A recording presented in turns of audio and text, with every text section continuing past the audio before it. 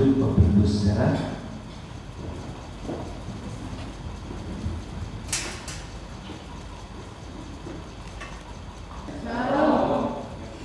Saya tidak perlu memperkenalkan lagi ya, karena saya sudah kurang lebih 3 atau 4 kali berkhotbah di tempat ini. Jadi yang belum tahu bisa tanya sama yang sudah tahu. Ya. Saya istri dari istri lagi suami dari Ibu Yanti. Saya kebetulan melayani di Maluku, tepatnya di Kabupaten Maluku Utara dan Kota Tua. Jadi ada 2 kota, kabupaten dan kota Manja. Saya melayani Tuhan di situ. Puji Tuhan saudaraku yang dikasihi Tuhan. Saya mengawali khotbah saya dengan tadi lagu yang terakhir kita nyanyikan untuk firman Tuhan. Di titik terendah kita, Tuhan tetap ada bersama kita. Dan saya pernah mengalami titik terendah dalam hidup saya. Mungkin saudara mengalami titik terendah dan Tuhan membuka jalan dengan luar biasa pada saudara. Saya waktu berada di titik terendah dalam hidup saya pernah saksikan ini, entah di sini atau di tempat lain. Saya benar-benar down, benar-benar berada di bawah titik terendah. Dan istri saya marah dengan saya.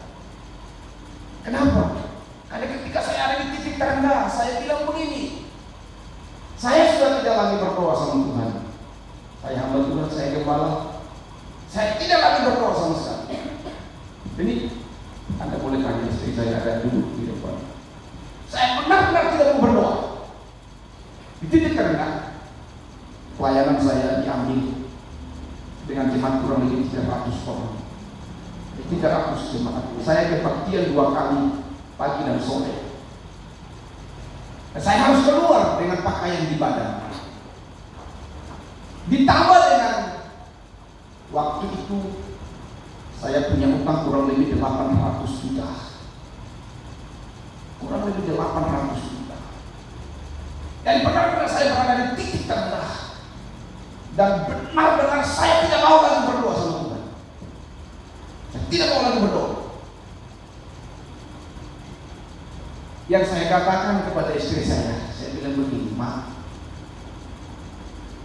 sampai saya katakan saya kecewa dengan Tuhan. Titik terendah.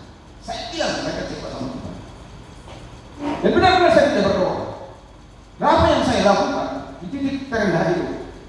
Saya bersama istri masuk di kamar. Dan saya bilang begini sama istri saya. Hari ini kalau Lucifer kasih saya duit,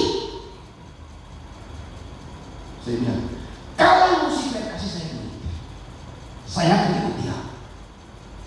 Titik terendah saya. Saya bilang begitu.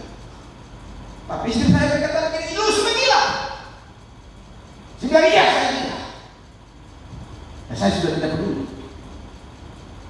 Saya bilang, saya akan ikut dia kalau dia kasih saya uang. Dan saya siap waktu itu, sudah tidak ada pikiran yang baik. Saya hanya tahu saya akan ikut dia kalau dia kasih saya uang. Tapi saya bilang, "Lucifer, saya tunggu kamu kasih saya uang."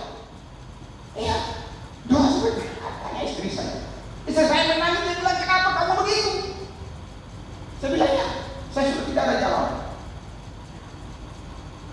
Kalau istri saya bilang begini, "Percaya saja, kita berdoa Tuhan pasti tolong, Tuhan pasti buka jalan." Nah, apa yang terjadi? Saya bilang, "Kalau kau mau berdoa, kau berdoa saja." Saya benar-benar tidak mau berdoa. Tapi istri saya benar-benar percaya. Dia bilang, "Tuhan pasti buka jalan, Tuhan pasti buka jalan." Saya memang benar-benar tidak mau berdoa. Tapi 1 bulan berjalan, ketika datang tempo persoalan kami dan jatuh tempo harus saya selesaikan, Tuhan buka jalan. Bukan karena melihat saya, tapi karena melihat iman daripada istri saya. Dan akhirnya apa yang terjadi? Saya perlahan mulai sadar Akhirnya saya masuk ke kamar dan saya bilang begini, Lucifer, ternyata you pembohong. Iya, saya mau balik. You pembohong. Sampai sekarang you tidak kasih saya uang. Untuk apa kalau begitu saya bunuh kau? Dan akhirnya saya putuskan, saya bilang, Tuhan saya minta ampun. Saya berlutut di kamar, saya bilang, Tuhan saya minta ampun. Saya mau kembali menjadi hamba Tuhan. Dan saya benar-benar mencari hamba Tuhan. Dan ada satu spirit yang luar biasa yang masuk dalam hidup saya untuk saya bergairah menjalani ketika saya ada di titik terendah. Tidak gampang bagi seorang hamba Tuhan kalau pelayanannya diambil dengan jemaat kurang lebih 300 orang. Dan jemaat yang ada di depan anak saya waktu itu ada orang milioner. Kami menikmati waktu itu. Tapi Tuhan bawa kami benar-benar berada di titik terendah. Itu sebabnya saya mau berkata kepada saudara hari ini,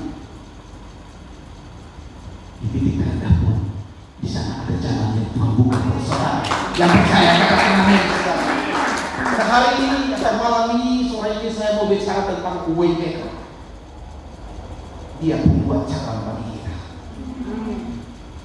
Saudara, mari kita baca kitab kita dalam Keluaran pasal 14 ayat 15 sampai dengan 31, tetapi kita baca ayat 21 sampai 22 saja.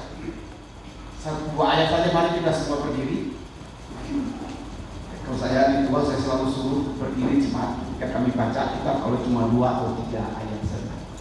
Hitungan 3 kita sama-sama baca. 1, 2, 3.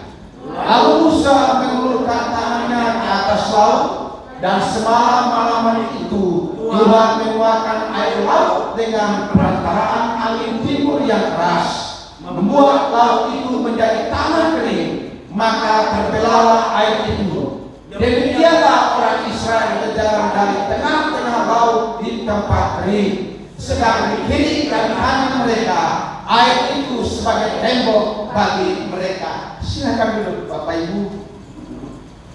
2013 tepat saya ada di tempat di mana bangsa Israel menyeberang laut Laut Merah atau Kosum. Saya tepat berada di situ. 2013 bulan Oktober. Saya ada di situ. Nah, ini saudara saya kasih gambar. Saya tepat ada di, ini cuma gambar, tetapi saya ada di situ. 2013 tepat pada bulan Oktober. Kurang lebih saya 2 minggu di dalam perjanjian di Holy Land. Saudara yang dikasihi Tuhan, dan gambar yang kita lihat ini cuma gambaran aja, tetapi bukti daripada sejarah sampai hari ini ada di Israel. Jadi kalau saudara yang sudah pergi pasti tahu, dan yang belum pergi saya berdoa supaya saudara juga bisa pergi ke sana. Yang percaya katakan amin. Tapi jangan dulu pergi sekarang karena masih perang. Puji Tuhan saudara. Nah, lanjut saudara. Ini sebuah jembatan yang luar biasa di Cina. Bagaimana mereka membuat jalan. Kita tahu bangsa Israel ketika ada di depan Laut Merah, tidak ada jalan lagi, dan di sana Tuhan buat jalan. Di zaman modern sekarang kita bisa lihat bahwa bagaimana Cina membangun jembatan, membangun jalan dengan yang sesuatu yang mustahil tetapi itu nyata. Nah saudara yang dikasihi Tuhan, ini orang dunia yang bisa membangun sesuatu dengan luar biasa. Kita harus belajar percaya bahwa kita yang percaya kepada Tuhan, Tuhan akan buka jalan buat kita. Tuhan akan buat sesuatu dalam hidup kita menjadi indah. Amin. Amin. Ini mustahil, tetapi hari ini itu terjadi. Dan saya mau mengajak kita belajar percaya. Hari ini kalau saudara dan saya berada di satu zona, di satu titik terendah, dan mungkin itu kita berkata mustahil. Dengar baik, di dalam Tuhan tidak ada yang mustahil. Kalau orang Cina bisa bangun sesuatu yang luar biasa, yang notabene mereka orang yang tidak percaya kepada Tuhan. Apalagi kalau kita di dalam Tuhan. Ini berbicara tentang fisik. Tapi kalau kita yang percaya kepada Tuhan, tidak ada yang mustahil bagi Tuhan. Waktu sebelum saya kemarin naik kapal dari tempat pelayanan, saya seperti bersaksi hari ini. Tiba-tiba saya ditelepon pagi hari, karena saya harus naik kapal jam 5, jam 7 malam. Tapi ternyata kapalnya sudah masuk jam 5. Tapi paginya sekitar jam 9 saya ditelepon. Saya ditelepon, mereka bilang, "Pak, tolong datang. Tolong datang." Saya tanya kenapa? Mereka bilang, "Ini dia mau mati." Saya bilang, "Kenapa dia?" Dia bilang, "Dia sakit dan sepertinya tidak ada solusi, tidak ada jalan, sehingga dia bilang dia mau mati." Saya juga kaget waktu saya ditelepon. Saya langsung ambil motor dan saya menuju ke rumah mereka. Ini bukan jemaat, tapi saya kenal mereka dan saya menuju ke rumah mereka. Lalu saya ngobrol dengan dia seorang ibu rumah tangga. Saya ngobrol dengan dia, "Apa? Saya rasa saya tidak punya cara. Lebih baik saya mati, Pak." Dia bilang, "Benar-benar saya berada di titik yang tidak mungkin lagi." Saya bilang, "Bu, apa sih persoalannya?" Saya tanya sama dia, "Apa yang menjadi persoalanmu sehingga sepertinya tidak ada solusi, tidak ada jalan?" Dia berkata, "Begini, saya sakit dan sepertinya saya tidak ada sembuh-sembuh." Dia bilang, "Apa penyakitmu?" Dia bilang, "Saya sepertinya terintimidasi dengan dosa masa lalu dan saya ingin mati." Saya bilang begini, saya bilang dengan baik, kamu sudah ditebus dengan darah Yesus dan lunas dibayar. Saya ngobrol dengan dia, saya mulai kuatkan dia. Saya bilang sama dia begini, dengan baik, kamu sudah kenal Tuhan.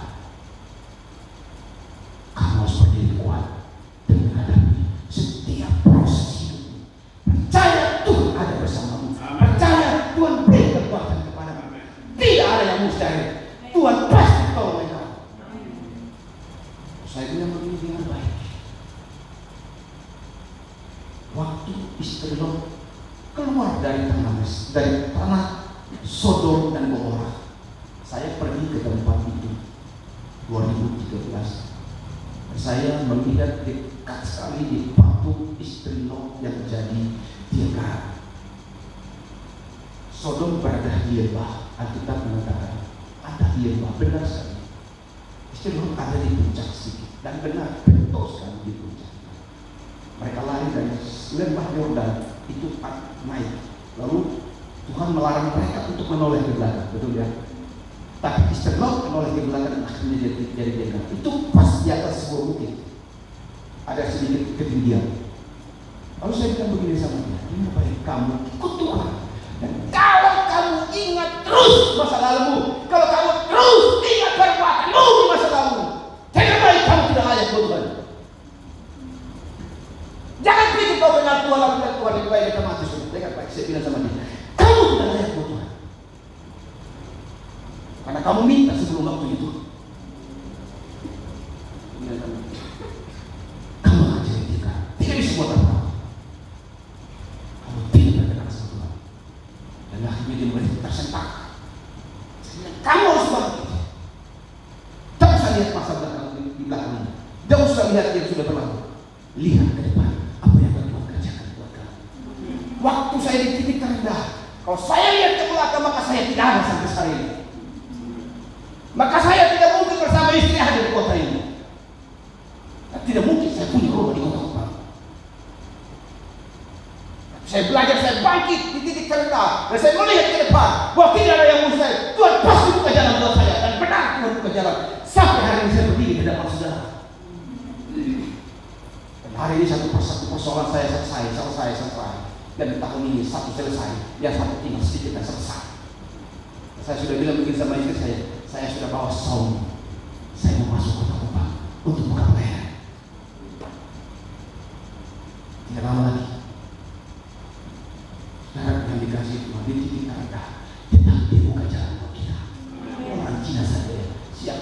yang mustahil mereka pasti buat. Kenapa kita di dalam Tuhan tidak ada? Kenapa kita di dalam Tuhan takut? Tuhan tidak buka jalan buat kita.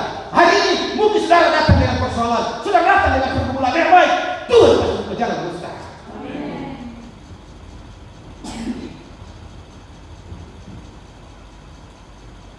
Hari apa? Beberapa hari yang seminggu lalu, sebelum saya ke sini, kami lagi pengurapan kota. Jadi kami pengurapan kota. Jadi kami kasih makan kota dan pengurapan kota. Kami kasih makan kota. Jadi kasih makan kota ini kami bikin makanan, lalu kami turun ke jalan dan kami kasih makan orang. Kami kasih makan orang. Jadi, kalau kami pengurapan kota, kami urapi benar-benar kota dengan minyak urapan. Jadi di jalan-jalan cuma ada minyak yang berkesan itu kami melakukan itu. Nah, waktu kami melakukan itu, saya bilang sama yang ikut di dalam pengurapan ini, saya bilang semua jemaat urapi dan tutup bungkus semua jemaat, anak-anak mereka semua saya tutup bungkus mereka. Nah yang satu mungkin lupa, dia tutup bungkus anaknya. Sehingga selesai kami pengurapan 2 hari kemudian, itu anaknya gemetar di dalam kosnya di Jakarta. Anaknya di Jakarta, kuliah di Unpad Universitas Tarumanegara. Jadi dia gemetar di dalam kosnya, ketakutan di dalam kosnya. Dia bilang, dia telepon mamanya, mama, saya takut. Mamanya tanya, kenapa kamu takut? Saya nggak tahu, ma. Pokoknya benar-benar dia ketakutan. Dia tidak bisa tidur sepanjang malam. Dia ketakutan. Mamanya telepon saya, dia bilang, Pak, tolong doakan anak saya. Waktu dia ngomong sama saya, langsung saya bilang, tutup mulutmu. Sekarang telepon orang ini. Dia bilang, telepon ini orang. Kebetulan saya punya pendoa, saya bilang, telepon ini orang ini. Namanya Ibu Nina, saya telepon Ibu Nina. Bilang doa, bilang saya harus doakan dia. Dia langsung dia telepon.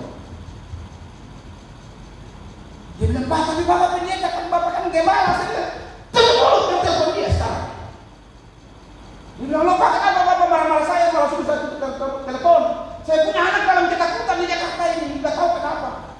Saya bilang, kau ikuti saja apa yang saya bilang, telepon dia dan suruh dia doakan Tuhan.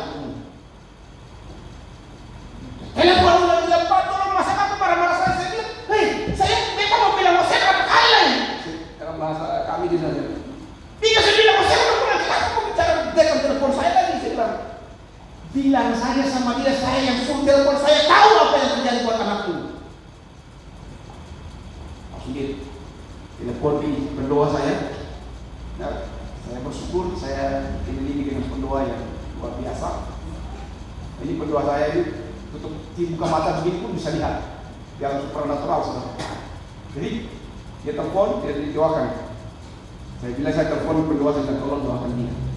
Itu anak itu diserang. Sekarang dengan roh kita. Ini cuma pendoa saya telepon dan doakan dia. Langsung berhenti. Dengan baik, tidak ada yang mustahil. Bersama dengan Tuhan yang pasti buka jalan buat kita. Nah, saudara yang dikasihi Tuhan, pertanyaannya bagaimana supaya Tuhan bisa membuka jalan bagi kita orang percaya? Supaya Tuhan membuka jalan, maka mari kita lihat yang pertama. Lanjut ya. Lanjut dari situ saja.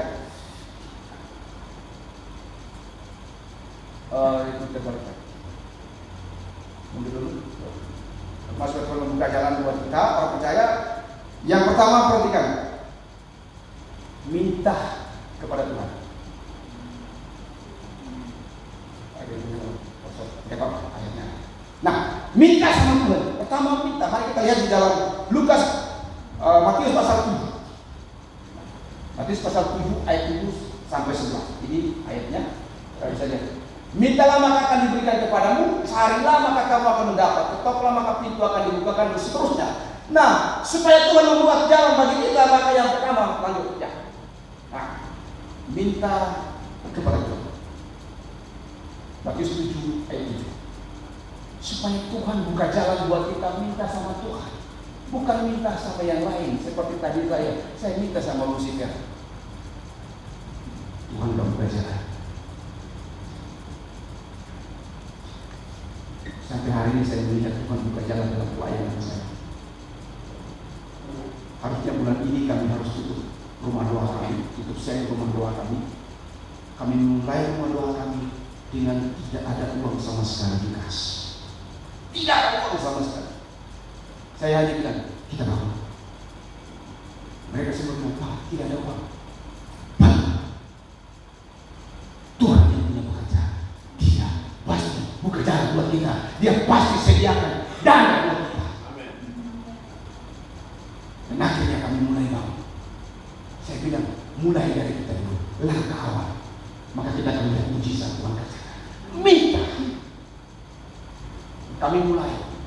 Setelah itu kami minta sama Tuhan, tolong kami. Kami berdoa, Tuhan tolong kami. Karena kami melihat bagaimana Tuhan buka jalan. Jemaat yang tadinya tidak ikut dengan saya di dalam pelayanan lagi, mereka datang dan berkata, Pak, butuh apa?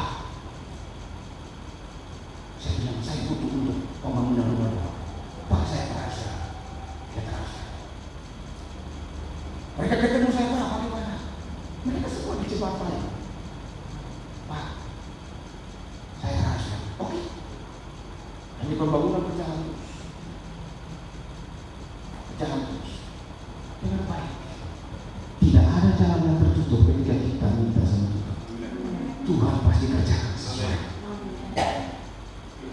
Saya sama istri kami sedang berdoa, kami minta untuk punya tanah di kota Tuhan. Saya bilang sama istri, kamu siap mulai dulu.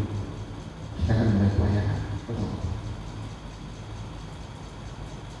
Memang kami lebih condong ke arah sana, kabupaten.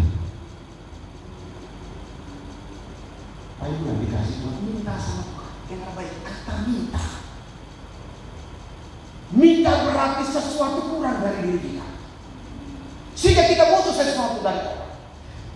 Minta berarti sesuatu tidak ada di dalam diri kita dan kita minta seseorang, minta kepada seseorang untuk memberikan kepada kita. Kata minta. Tuhan mengajar kita, kalau kita mau Tuhan buka jalan buat kita, maka yang pertama kita harus minta. Mintalah maka kamu akan diberi. Maka akan diberikan kepada minta. Sudah berapa lama Anda minta sama Tuhan dan Tuhan tidak jawab? Dan pasti Anda mungkin berhenti. Dengar baik. Ini kalau di dalam bahasa Inggris ini waktunya present continuous tense. Artinya terus berjalan, terus tidak boleh berhenti. Ayat ini present continuous tense artinya terus berlaku, terus berjalan, jangan berhenti. Minta terus sama Tuhan, dengar baik. Kalau Tuhan mau Tuhan buka jalan buat Anda, minta. Mungkin orang berkata, kita minta sama Tuhan. Tuhan yang suruh.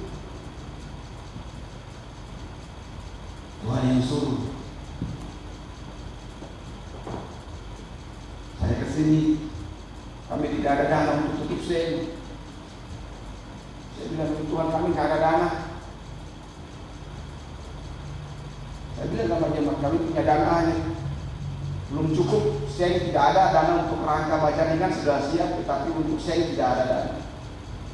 Saya bilang kita doa saja, kita berjalan. Tiba-tiba di momen politik lagi, ada calon bupati datang sama kita, istrinya, dan dia berkata, Pak, bantu kita. Sedang dalam hati saya kesempatan, jalan terbuka dengan baik. Bukakan saja Tuhan pakai untuk memberkati kita. Kalau waktu dia bilang begitu, saya bilang, no, tunggu-tunggu. Tidak ada tunggu-tunggu dengan segera. Dan saya tulis semua biaya. Ya tadinya sudah biaya majaringan sudah ada. Saya tulis ulang, kasih masuk biaya banyak. Dan saya sodorkan semua. Dan dia bilang, Pak, tunggu kapan datang, barang sudah ada. Saya bilang, puji Tuhan, Tuhan pasti buka jalan. Bukakan saja Tuhan pakai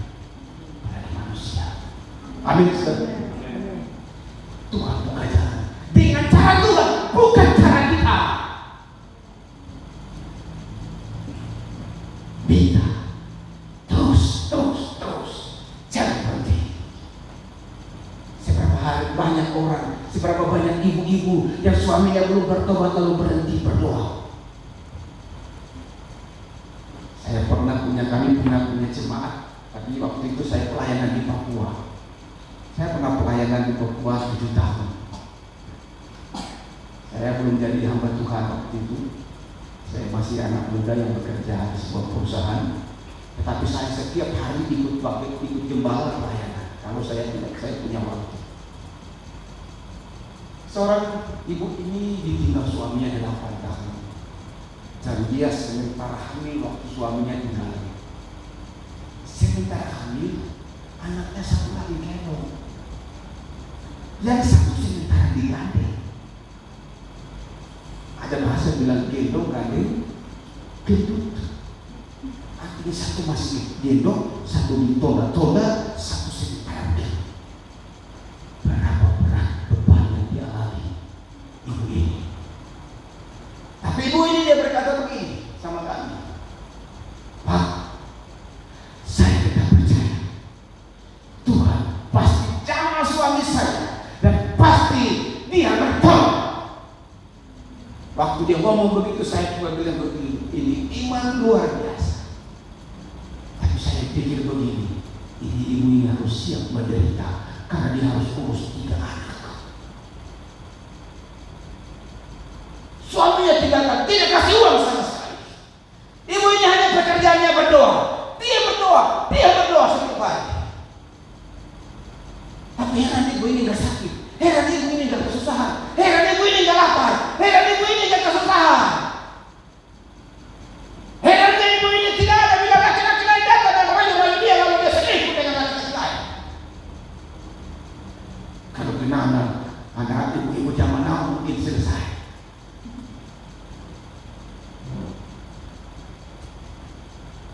Saya gembala, saya cukup jauh.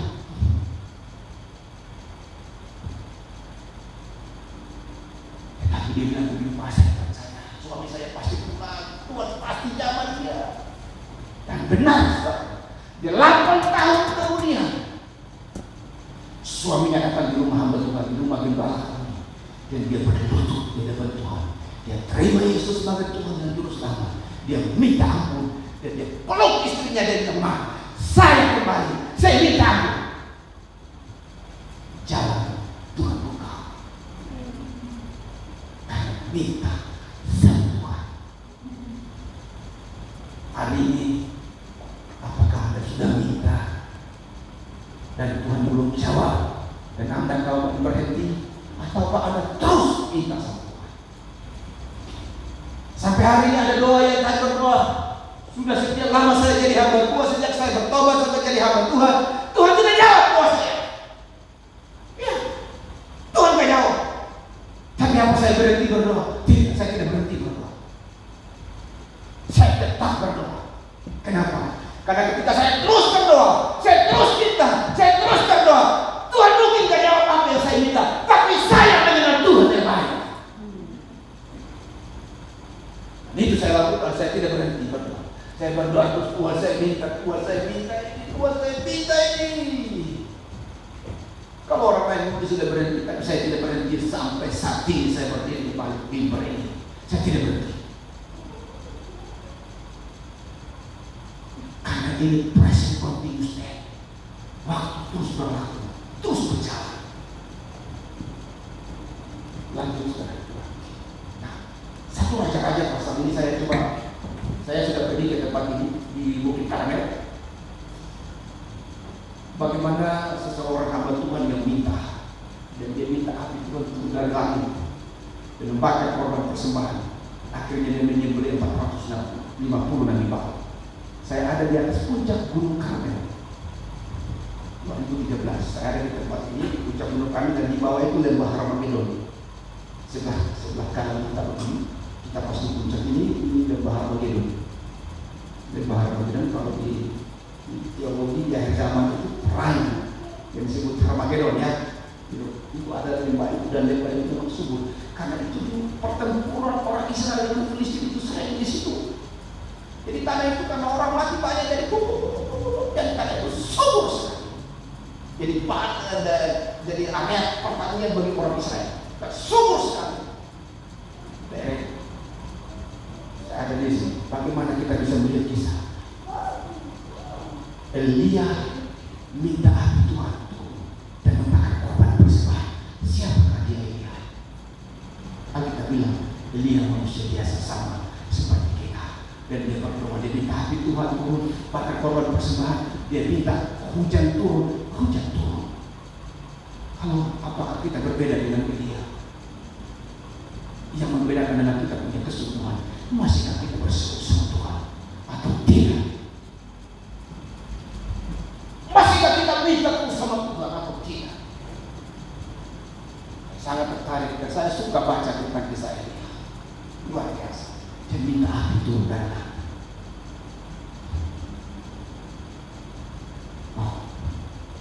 Minta sama Tuhan. Hari ini apa yang kurang dari hidup Anda? Apa yang tidak ada dalam rumah tangga Anda? Sudah kalian minta sama Tuhan?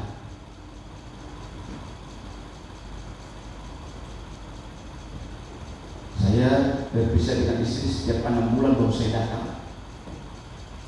Itu proses tidak gampang. Bagi seorang laki-laki yang normal itu tidak gampang. Saya berdiri di balik ini, saya berkata, saya berdiri di sini karena kemurahan Tuhan, karena kasih Tuhan. Saya selalu minta jalan Tuhan berkati istri saya, berkati anak saya. Saya minta setiap hari lindungi mereka.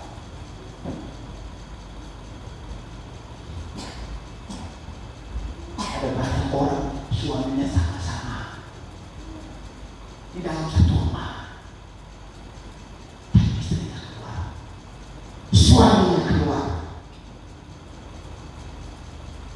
Iya, dan saya melayani orang bukan orang yang ini orang yang punya jabatan, punya kekayaan.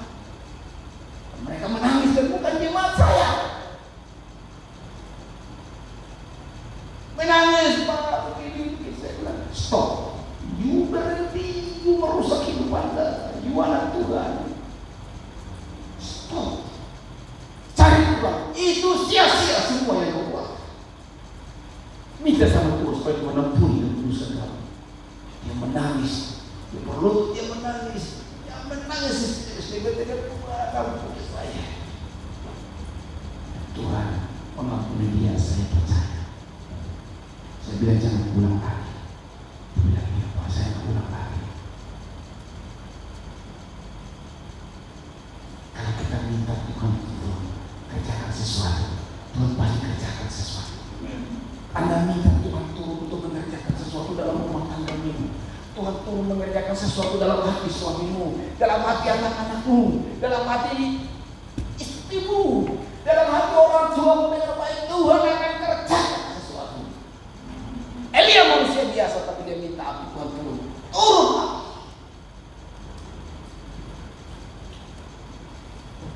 Tarik sekarang. Saya selalu teringat kalau saya membaca kisah ini. Elia manusia biasa tapi dia bisa minta api Tuhan turun. Tuhan api Tuhan turun. Aduh, kalau kita cuma punya masalah dan kita minta Tuhan selesaikan, terlalu Tuhan selesaikan. Secara manusia saya tadi saya katakan 800 juta itu tidak mungkin saya selesaikan. Tidak mungkin. Tapi saya berdiri di hadapan saudara hari ini, saya berkata Tuhan luar biasa. Tuhan dahsyat. Dari hampir 800 juta, tinggal 40 juta.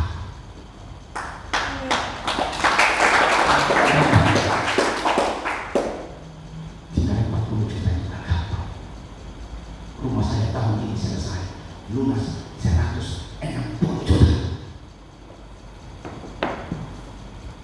Hamba Tuhan tidak punya gaji. Jemaat sudah diambil 300 orang. Jika jemaatnya sekarang sekitar 40 orang, saya mulai lagi pelayanan. Saya mendapat Tuhan dari mana?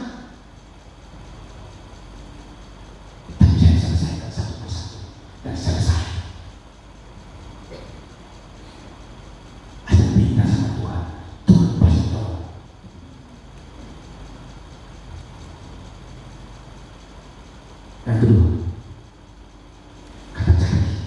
Kalau Anda mau Tuhan buka jalan, cari. Dalam Matius 7 ayat 7b dia bilang, carilah maka kamu akan mendapat. Kata cari berarti sesuatu hilang dari kehidupan kita. Dengar baik. Mungkin hari ini duitmu tidak hilang. Mungkin hari ini emasmu tidak hilang. Tapi dengar baik, mungkin kasihmu kepada Tuhan hilang. Mungkin kasih mula-mula kepada Tuhan hilang. Dengar baik, engkau harus cari dan temukan itu kembali. Hari ini banyak kadang Tuhan anggap biasa beribadah sama Tuhan. Anggap biasa.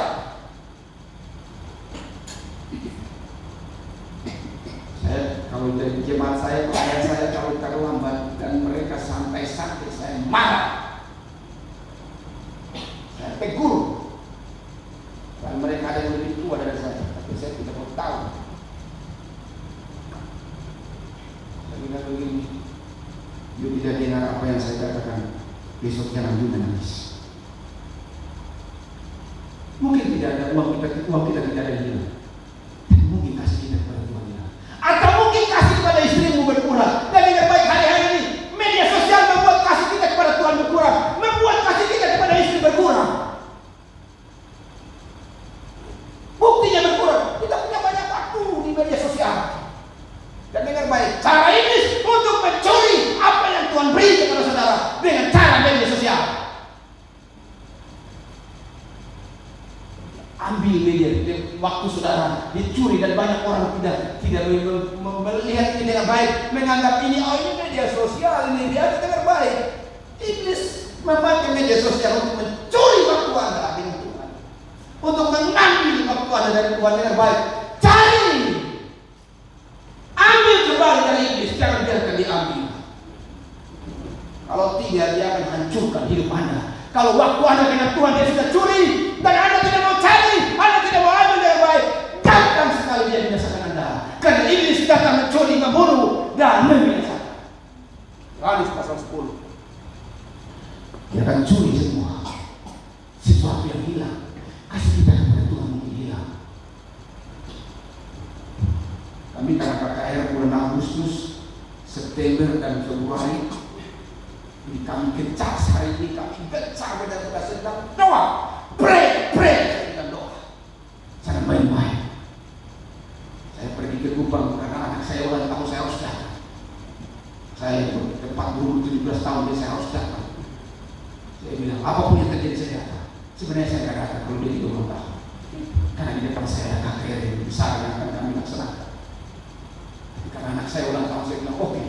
Namanya 17 tahun, saya juga pernah janji sama dia, saya akan datang kalau kamu 17 tahun.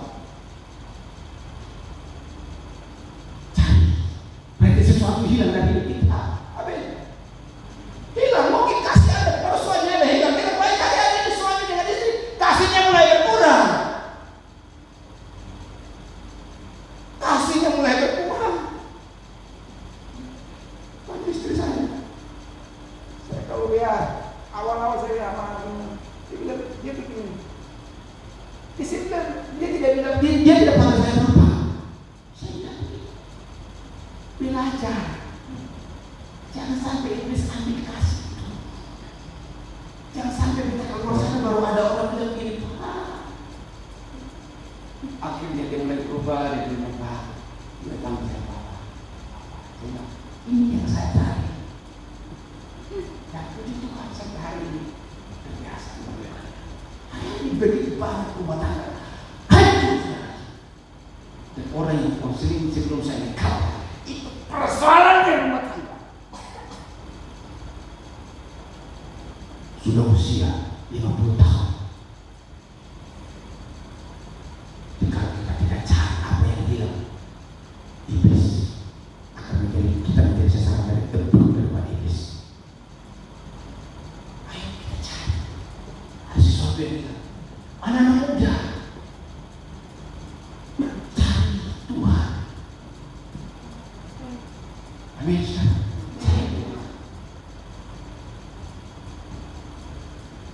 Anak-anak muda lebih banyak sibuk cari dengan teman, belum main game. main game tembak-tembak nih. Saya marah sekali kalau saya punya anak di rumah main game. Saya bilang kamu hanya tahu main game saja. Saya bilang kamu tidak tahu main keyboard.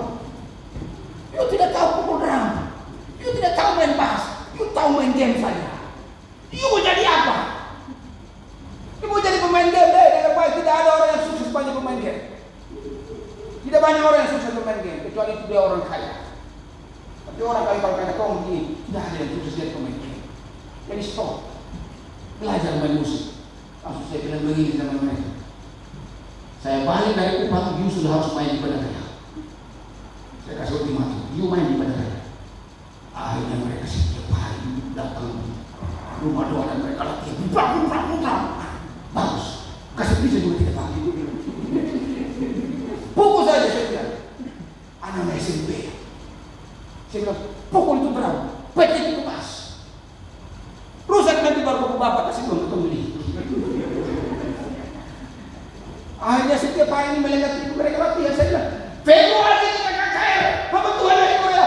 You main musik. Saya kasih target. Tapi saya pulang bulan Juli. You harus main di Bandar Raya.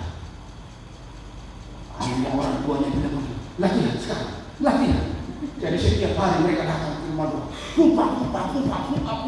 Saya bilang pukul saja, saya tidak marah sama kamu. Saya bilang, kamu senang enggak bapak-bapakmu yang sudah tua-tua ini nanti main terus di atas ini. Baru kamu mudah-mudah duduk dengan mereka. Saya bilang, kau pikir dulu. Kau bapak sudah tua. Dia terus bermain, seharusnya dia dulu jadi penonton di bawah. Kau bermain dan dia memberikan jempol kepada kamu sebagai anaknya. Apa yang terjadi mereka bisa gila? Tidak bapak, mereka panggil saya bapak gila. Main. Hanya mereka latihan setiap hari. Akhirnya keyboard soundbass kami rusak. Soundbass kami rusak, makanya saya tanya sama bapak gimana. Itu sound itu yang berguna, itu yang itu sound itu. Saya mau beli, mau bawa pulang ke sana. Karena yang dikasih itu cari, maka kamu akan dapat. Lanjut. Nah, ini ya. Kalau kamu mau Tuhan buka jalan, maka yang ketiga adalah ketok. Ada ketok berarti sesuatu tertutup, betul? Ketok berarti sesuatu yang tertutup dengan baik. Hari ini mungkin nasib Anda sepertinya Anda merasa tertutup. Mungkin perjalanan karir Anda seperti mentok. Dengan baik, jangan berhenti ketok itu Tuhan. Waktu jemaat kami, waktu kami masih punya jemaat yang 300 orang yang saya cerita ini. Dia pernah menjadi PLT dari sebuah kantor atau instansi. Tiba-tiba karena politik akhirnya dia tidak dapat lagi. Lalu dia datang sama saya dengan Pak, saya doakan saya supaya saya jadi kepala kantor. Saya bilang, oke, saya doakan kamu. Tetapi kamu harus bertindak. Saya bilang sama dia, setiap hari pergi ke kantor, berdiri di depan ruangan kepala kantor itu. Kepala kantormu berdiri pas di pintu ruangan kepala kantor dan bilang begini, saya akan duduk di kursi itu. Saya bilang sama dia, bilang, duduk di kursi itu, kamu akan duduk di kursi itu. Oke. Setelah berdoa besoknya dia mulai, Tuhan saya pasti duduk dari kepala kantor. Ngomong kasih tahu sama teman-teman, kasih tahu sama mereka. Saya bilang, bila saya akan jadi kepala kantor, bila saya akan jadi kepala kantor, bila mungkin orang bilang begini, kok gila kan? Kalau gila itu orang bilang kok gila kan? Saya bilang, kamu tidak usah peduli. Mereka bilang kok gila, biarin aja. Tiap hari gue datang kasih tahu sama teman-temanmu, bilang begini, saya akan duduk di kepala kantor, saya akan duduk di kepala kantor. Dia buat setiap hari begitu. Sekarang sudah satu periode jadi kepala kantor.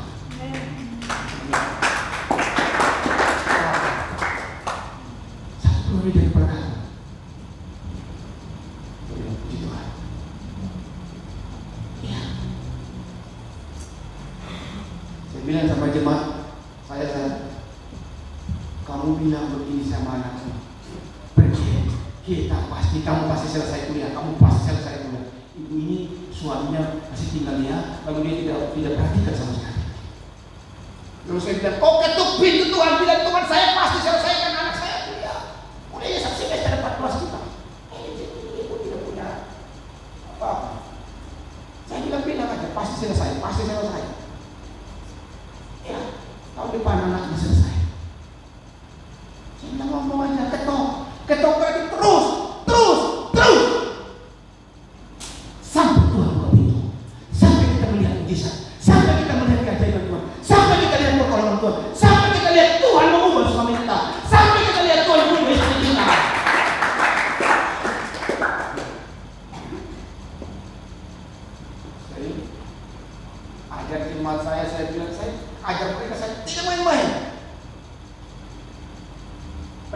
rumah-rumah. Saya bilang, Pak, rumah jangan kecil-kecil, rumah besar-besar.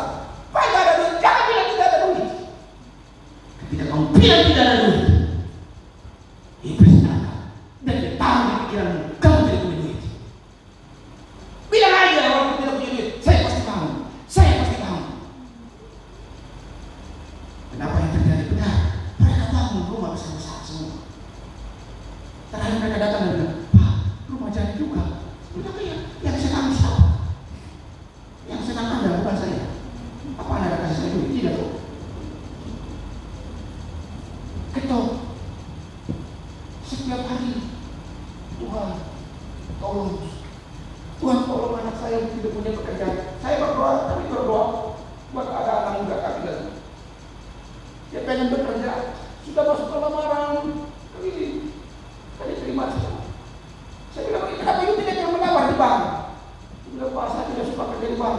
Aduh, sekarang mati anak pilih-pilih juga jadi mereka juga nanti.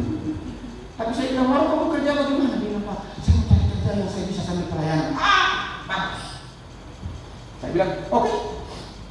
Kita berdoa setiap hari kita berdoa. Kami berdoa cuma beberapa bulan. Langsung tiba-tiba ada perusahaan yang panggil dia kerja. Saya tanya, jitu enak? Iya Pak, saya pulang jam sekian, saya bisa pelayanan. Puji Tuhan. Tanya kenapa? Terus ketok. Anda mungkin baru berdoa satu kali karena suami pemabuk hancur. Belum ada dulu kondisi kuat baik. Ada yang pacaran baru satu kali, ungkapkan cinta kepada istri pacar Anda dan aduh di sekolah dia tadi SMA ini. Aduh, mau saya kasih tips. Mudah-mudahan. Itu bukti dia berhasil itu. Saya tidak pakai neko-neko. Saya datang dan saya bilang sama istri saya waktu itu pacar saya. Saya langsung bilang, dia mau menikah sama saya. Dia bilang, saya masih mau kuliah. Saya bilang, kalau dia mau kuliah, saya cari istri. Iya. Dia bilang, saya masih mau selesai satu. Wah, saya bilang, saya tidak punya jiwa ya satu. Saya mau nikahi kamu, saya punya jiwa, sekarang saya mencari istri. Saya mau pelayanan. Kenapa yang terjadi? Dia berubah pikiran. Entah karena dia tidak dengan saya atau bagaimana. Kira-kira begitu. Jadi sekarang bincang. Jangan mau satu kali bilang dia tolak kalau Anda tidak mau lagi. Kalau Anda harus belajar percaya diri bahwa Anda adalah terbaik. Anda yang luar biasa bagi anak-anak muda. Dan Anda adalah suami istri yang terbaik. Berikan pujian kepada suamimu. Setiap hari Anda berdoa, Tuhan, hamba percaya suamiku adalah suami yang terbaik. Setiap hari. Ketika orang berkata tidak baik, Anda harus berkata baik. Harus rubah itu. Kota di mana kami pelayanan, setiap hamba Tuhan ketemu saya, mereka bilang begini, wih, ini bos, tambah makmur. Saya bilang, amin. Padahal ini tambah susah itu. Bukan tambah susah, trompet kering karena sudah banyak ini pembangunan dan sebagainya kering. Tapi mereka bilang, kamu ini memang benar-benar ceria dan kelihatan banyak duit. Saya bilang, amin, puji Tuhan. Dalam hati saya, belum tahu. Tapi ada banyak kalau mereka bilang saya begitu. Ketika orang berkata baik, tidak baik, kita berkata baik. Amin, sudah. Tuhan akan kerjakan ketok. Setiap pagi saya ajari jemaat saya bilang begini, 15 menit adalah waktu yang terbaik yang kamu berikan buat Tuhan. Lihat waktu itu, kamu kasih kode waktu. Masih ada lagi. 15 menit itu waktu yang terbaik. Sehingga kalau saya suruh Anda berdoa 3 jam satu hari, saya percaya Anda tidak bisa. Karena Anda sibuk bekerja. Tapi 15 menit sampai setengah jam di pagi hari Anda pasti berikan yang terbaik. Kalau saya bilang sama mereka, 15 menit Anda datang sama Tuhan, Anda praise and worship 5 menit, Anda berdoa dalam bahasa Indonesia 5 menit, Anda berdoa dalam bahasa Roh 5 menit. Saya ajar mereka seperti itu. berdoa saudara. Rabasik kata-kata rabasik ya. Mereka tidak peduli.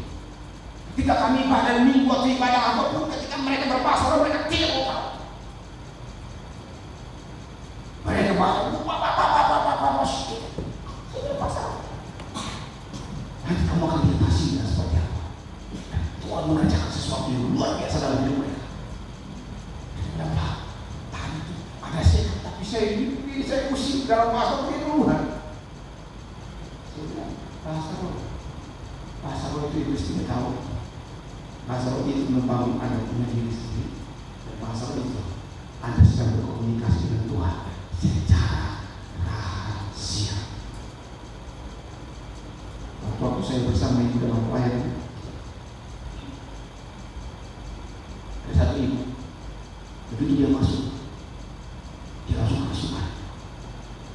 Dia kerasukan saudara. Saya sama ibu sedang kita doa. Ini orang sudah mulai kerasukan. Kita doa saja. Jadi begitu doa, saya bilang begini, kita bahasa. Saya bersama istri berbahasa apa yang terjadi. Dia duduk di kursi di depan itu, lalu dia mulai bermanifestasi. Saya doa. Saya doa. Saya dalam pelayanan pernah mengalami sama istri. Ada satu anak muda, Nona, ya, negara Cina. Kerasukan saya kekerasan. Kami harus melayani dia kurang lebih 5 hari. Itu maaf, bisa jadi ibu dengan bapak dokter, itu rohnya berpindah. Rohnya ibu itu masuk ke bapak ini masuk. Jadi waktu saya panggil misalnya bapak Jerry, yang jahat itu. Terus saya panggil ibu gembala, yang jahat itu bapak gembala. Ini sesuatu yang aduh. Saya dibawa sampai dalam tingkat seperti itu. Saya bilang, Tuhan kok. Saya bersama itu sudah tidak tahu mau buat apa. Saya berpikir ini kalau mati 2 orang, saya masuk penjara. Tapi saya bilang, Tuhan tolong. Dan akhirnya apa yang terjadi? Berdoa kami kembali pulih dan kami berdoa kembali.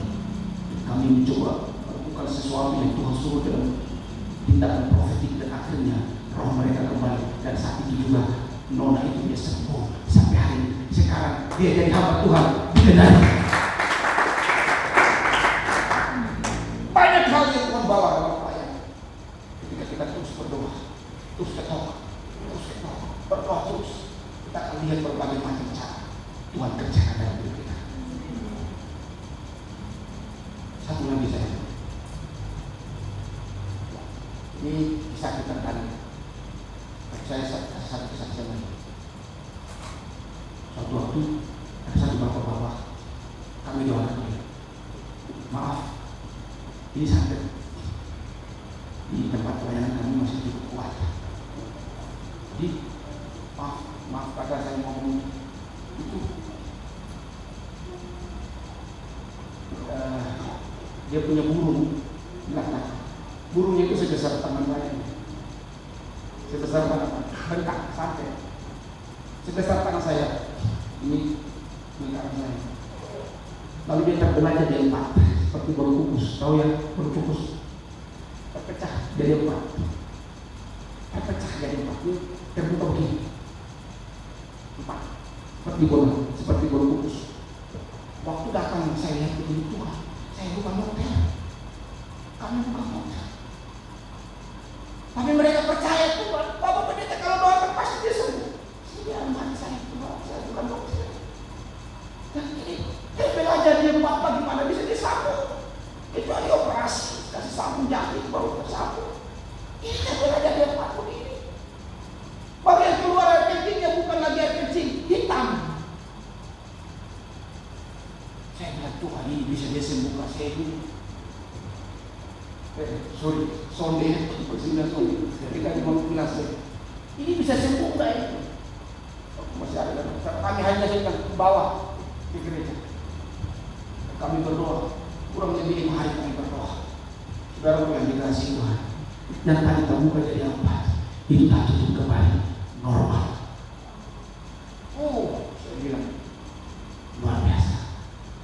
sebabnya kalau kita percaya sama Tuhan, tidak ada yang mustahil, tidak ada jalan yang tertutup.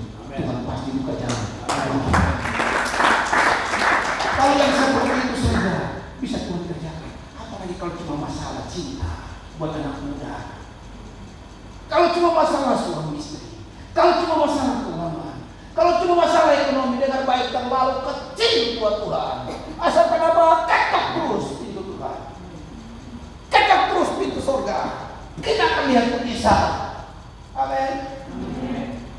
Bersama ibu terus berdoa, Tuhan tolong kami supaya kami bisa beli tanah di Kupang. Tuhan tolong kami supaya kami bisa beli tanah di Kupang. Dan Tuhan sudah bawa kami ke arah itu. Karena saya bilang saya beli tanah dulu baru saya datang. Dan Tuhan sedang membawa kami perlahan-lahan menuju itu. Dan kami sedang melihat bahwa di depan kami sudah tersedia apa yang Tuhan berikan kepada kami. Asalkan ketok terus, ketok. Pelayanan ini, saudara, jemaat Tuhan harus bersama-sama dengan gembala saudara ketok pintu. Supaya jemaat tambah banyak. Saya kalau doa, saya suruh jemaat semua datang dan kami berdoa, kami berteriak. Kami menangis di belakang ketua. Tidak main-main, saudara. Kami berteriak berdoa, kami tidak ada duduk doa begini. Kami, haleluya, haleluya. Kami bergerak. Kami melihat bagaimana Tuhan mengerjakan. Saya bilang sama teman, saya lihat kalau saya buka mata, saya lihat ada berdoa. Haleluya. Itu saya jengkel sekali. Benar, saudara. Dia saya bilang, besok jangan berdoa begitu. Kalau kau berdoa begitu, Tuhan saja. Beta saja gembala, lihat nanti kita puasa. Apalagi Tuhan melihat kita. Tuhan melihat orang yang punya spirit. Semangat yang patah mengenalkan Tuhan. Hati yang gembira dalam orang. Kalau hati gembira pasti berdoa. Haleluya. Ini hati bukan gembira. Hati yang sedang bersedih. Kalau berdoa, haleluya. Dan waktu kami berdoa, itu anak-anak kita guling semua. Saya biarkan aja mereka terguling-guling begitu. Karena kami mau mendapatkan sesuatu. Kami mau menerima sesuatu. Nah, ketika begitu, satu berdoa, satu dapat penglihatan, satu begini, wow. Tuhan mengerjakan sesuatu. Berikan ketok, terus. Cepat kalau bersatu dengan gembala, terlalu gampang gereja ini bertumbuh dan berkembang. Saya percaya saudara. Saya berdoa tidak lama lagi kalau bisa bangun yang besar di depan.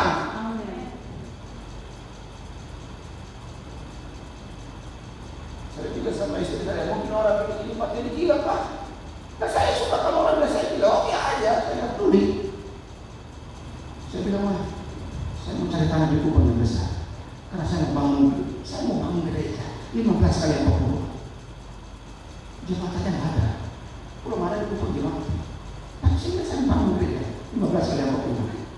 Saya punya teman angkatan kami sama-sama sekolah di Assemblies of God, dari jemaat Allah, di bawah pendeta Harian Muslimah. Kalau ada yang tahu, pendeta Harian Muslimah. Itu ada tingkat kami. Sama, kami kalau berdoa. Ada di bawah sekolah Harian Muslimah, kalau kami berdoa begini, habis ada. Bapak Harian Muslimah. Kita berdoa di Bapak Harian Muslimah, oh, haleluya. Disuruh 1 jam berbahasa roh, bapak, 1 jam. Kalian apa itu di Bapak Harian Muslimah? 1 jam, bapak semua di bawah pendeta David Pangidai. Ada pendeta David Pangidai. Nah itu dia. Jadi Harian Muslimah baru pendeta David Pangidai, baru kami ada buah. Dia ajak kami berdoa, bapak 1 jam kalau berdoa itu bahasa apa saja. Ini ada 3 kali. Sekarang dia bangun gereja 15 kali 30. Saudara tahu uang dari mana? Orang Korea kasih uang sama dia. Orang Korea kasih uang. Padahal orang Korea dia tidak kenal. Dia tidak kenal sama sekali. Orang Korea ini diundang oleh gereja lain datang di kota Ambon. Pelayanan ternyata tidak jadi karena izin bermasalah di bea cukai, di imigrasi. bermasalah karena panitia tidak cross check di imigrasi. Karena sekarang aturan baru kalau dari luar harus ada izin dari imigrasi. Akhirnya hamba Tuhan ini terasa kayak down gitu karena sudah jauh-jauh dari Korea, datang tidak jadi apa. Akhirnya teman adik tingkat kami ini ketemu dengan beliau, ngobrol dengan beliau. Lalu dia bilang, ayo ikut dengan saya kita jalan-jalan. Akhirnya teman kami ini ambil dia dengan mobilnya lalu bawa dia keliling kota Ambon, pergi ke tempat-tempat rekreasi. Lalu mereka ngobrol di situ. Ngobrol. Tiba-tiba Tuhan bicara kepada pendeta Korea ini. Dia bilang begini, Pastor, you harus bantu pembangunan gerejanya sampai selesai. Langsung pendeta dari Korea bilang begini, Pastor, you have to building something. Apakah kamu sedang membangun sesuatu? Lalu teman kami bilang, yes, I want to build a church. Dia bilang begini, saya ingin bangun gereja. Langsung dia bilang begini, okay, I help you. God said to me, I give you something for your building your house, your church. Apa yang terjadi? Dia pulang ke Korea, dia kirim uang berapa ratus juta, bangun fondasi dan cok tiang. Sekarang dia sudah cok tiang 3 lantai gerejanya. 15 kali 30, 1 rupiah pun tidak ada dari keluar. Ketok pintu. Sekarang kita bangun gereja ini, sudah cok tiang semua, sudah selesai. Tinggal mau cordak pertama. Luar biasa. Asalkan kita ketok, pasti ada mujizat, pasti ada pertolongan Tuhan. Amin saudara. Waktu saya habis. Amin saudara. Nanti saudara bisa baca kitab Daniel. Saya tidak perlu lagi bertanya satu. Daniel pasal 3. Bagaimana dia berdoa? Daniel pasal 6. Anda bisa buka di situ. Itu sebabnya saudara punya dikasih doa. Ketoklah, minta, cari dan ketok. Anda akan lihat Tuhan buka jalan buat saudara. Hari ini yang anak muda yang belum punya pekerjaan selesai kuliah dengan baik, Anda harus cari, Anda harus minta, Anda harus ketok. Dia pasti berikan Anda pekerjaan. Amin.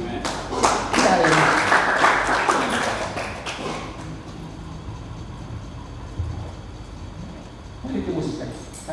Selesai. Tuhan mau kita worship dengan Tuhan.